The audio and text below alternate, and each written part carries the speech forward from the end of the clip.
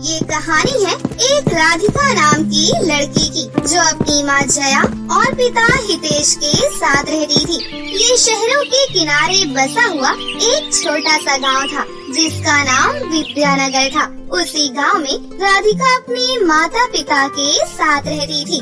राधिका की माँ जया एक बहुत ही अच्छी औरत थी।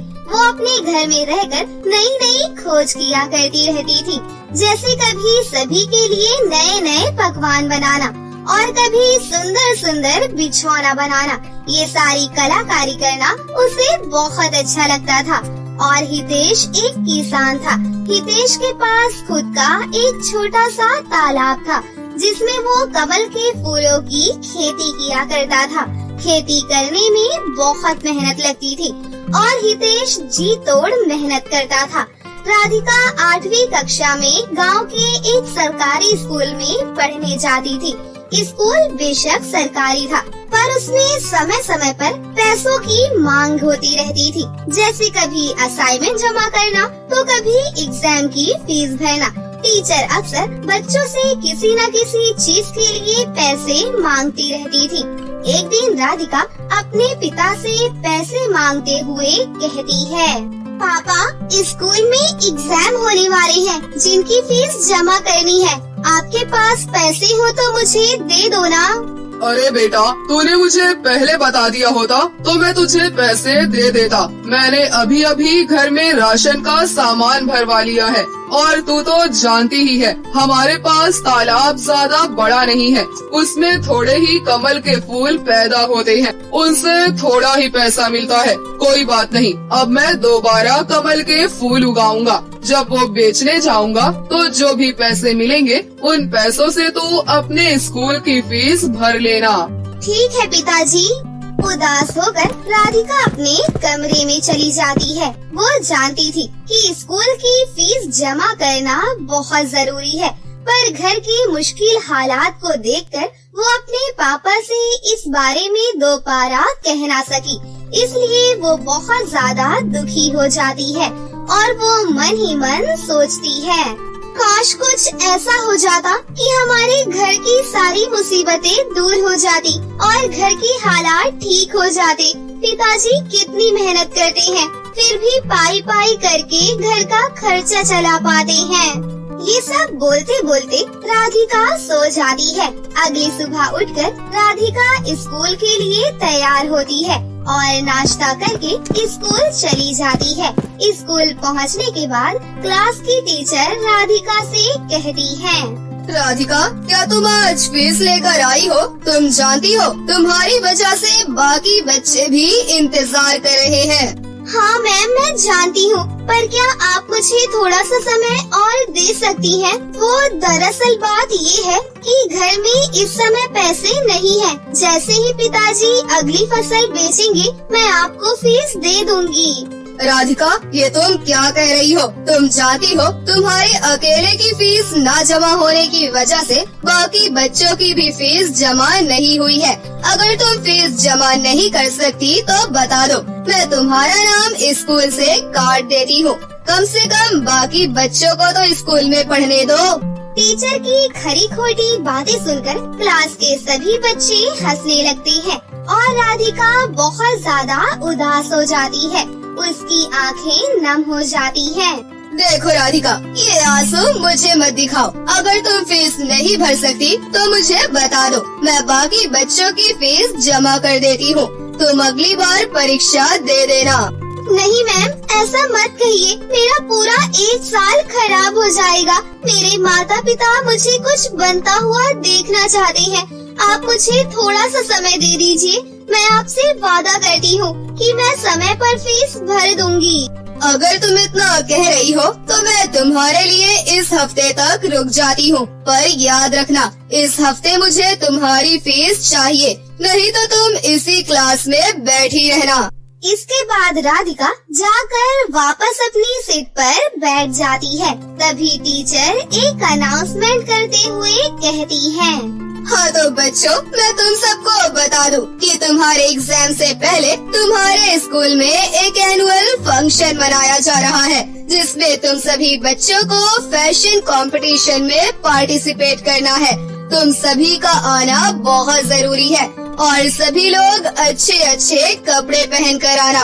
और हाँ राधिका, तुम्हें पहले फीस जमा करनी है, उसके बाद फंक्शन में आना है, समझ गई? अरे मैम, ये क्या ही आएगी, इसके पास तो स्कूल में पहनने के लिए भी ड्रेस नहीं है, फिर ये फैशन कंपटीशन में क्या पहनेगी? एक तो टीचर की बात सुनकर राधिका को बहुत ज्यादा दुख होता है। ऊपर से अब क्लास के सभी बच्चे उसका मजाक बना रहे थे और उसके ऊपर हंस रहे थे। राधिका किसी तरह खुद को संभालती है और स्कूल खत्म हो जाने के बाद वो भागते हुए अपने पिताजी के तालाब पर पहुंच जाती है। उस समय तालाब पर राधिका के पिता नहीं थे, वो घर पर दोपहर का खाना खाने गए हुए थे। हे ऊपर वाले, मुझे कुछ समझ में नहीं आ रहा, मैं कैसे अपने माता पिता से एग्जाम की फीस भरने के लिए पैसे मांगू। वो किसी तरह से तो मेहनत करके घर का खर्चा चलाती हैं और मैं उनसे हमेशा अपने खर्चे के लिए पैसे मांगती रहती हूँ। पर अब बहुत हुआ, मैं उनसे पैसे नहीं मांगूंगी, चाहे मुझे अपनी पढ़ाई क्यों न छोड़नी पड़े। मैं उन्हें और परेशान नहीं करूँगी। पर अब मैं क्या करूँ? राधिका ये सब सोचकर बहुत ज्यादा परेशान हो रही थी और परेशान होकर वो तालाब के किनारे एक तरफ बैठकर रोने लगती है।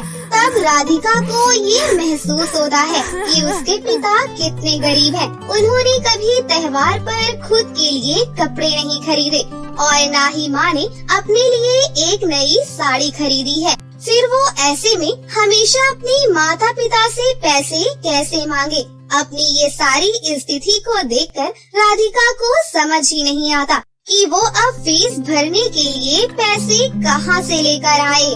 नहीं, अब बस बहुत हुआ, मैं अपने माता पिता से फीस के पैसे नहीं मांगूंगी। पर मुझे कुछ समझ में नहीं आ रहा है, पढ़ाई भी तो बहुत जरूरी है।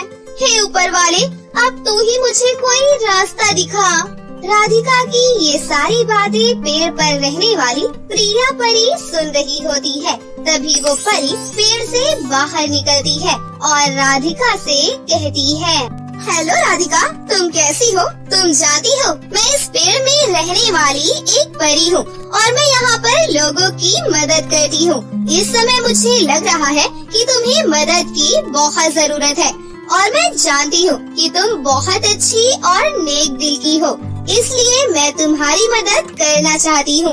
बोलो, तुम्हें क्या चाहिए? क्या आप मेरी सचमुच मदद कर सकती हैं? हाँ हाँ बिल्कुल, मांग कर तो देखो।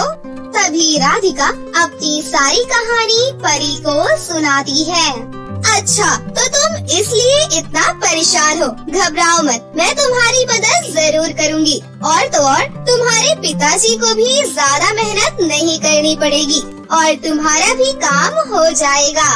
इसके बाद परी एक जादू करती है और वहाँ पर तेज रोशनी निकलती है और वो रोशनी तालाब तक जाती है। तालाब में पहुँचने के बाद वहाँ पर सारे कमल के फूल बिल्कुल खिल उठते हैं। पूरे तालाब में बहुत ही ताजे कमल के फूल हो जाते हैं। अब इससे क्या होगा? अच्छा, मैं समझ गई। इन सारे कमल के फूल को बेचकर बहुत सारे पैसे मिल जाएंगे, है ना? नहीं, तुम्हें इन कमल के फूलों को तोड़ने की जरूरत नहीं है। तुम चिंता मत करो, धीरे धीरे सब कुछ अपने आप समझ आ जाएगा। इतना कहकर परी वहाँ से गायब हो जाती है। तभी वो देखती है कि कमल के फूल के आँख, नाक और मुंह बने हुए हैं। अरे ये क्या? ये तो ऐसा लग रहा है जैसे कि कोई सजीव कमल का फूल हो। हाँ राधिका, तुमने बिल्कुल ठीक पहचाना, हम जादुई कमल के फूल हैं। जब तक हम इस तालाब में लगे हुए हैं, हमारे अंदर जान बनी रहेगी और हम तुम्हारी मदद भी करेंगे। बदले में तुम्हें बस हमारी देखभाल करनी होगी। और हाँ, तुम हमसे कुछ भी मांग सकती हो, जो भी तुम मांगना चाहती हो बताओ, हम तुम्हारी क्या मदद कर सकते हैं। हे जादुई कमल के फूल, मुझे इस समय अपने स्कूल की फीस भरनी है, इसलिए मुझे कुछ पैसों की जरूरत है। तो क्या आप मुझे कुछ पैसे दे सकते हैं? बस इतनी सी बात, ये तो बहुत छोटी बात है। ये लो, ये पैसे ले लो और इन पैसों को ले जाकर अपने स्कूल की फीस भर दो। तभी जादुई कमल के फूल से पैसे लेकर राधिका उन पैसों को लेकर अपने घर चली जाती है। राधिका कमल के फूल को धन्यवाद देती है और घर जाकर अपने माता पिता को परी की पूरी कहानी सुनाती है। ये कहानी सुनकर जया और हितेश बहुत ज्यादा खुश हो जाते हैं। उसके बाद राधिका उन पैसों में से थोड़े से पैसे लेकर अपने स्कूल की फीस भर देती है और अब स्कूल में होने वाला फैशन ड्रेस कंपटीशन भी नजदीक आ गया था, इसलिए उसने उन पैसों में से थोड़े से पैसों से अपने लिए एक अच्छी सी ड्रेस भी खरीद ली थी। राधिका उस ड्रेस को पहनकर फैशन ड्रेस कंपटीशन में जा रही होती है कि तभी एक झाड़ी में उलझकर उसकी ड्रेस फट जाती है और उसे समझ नहीं आता कि अब इतनी जल्दबाजी में वो नई ड्रेस कहां से लेकर आए। हे ऊपर वाले, अब मैं क्या करूं? अब मैं इतनी जल्दबाजी में नई ड्रेस भी नहीं खरीद सकती। मैं वापस जादुई कमल के फूल के पास जाती हूँ, शायद वो मेरी कोई मदद कर दे। इसके बाद राधिका भागते भागते अपने तालाब के पास पहुँच जाती है और वहाँ पर जाकर कमल के फूल को अपनी सारी परेशानी बताती है।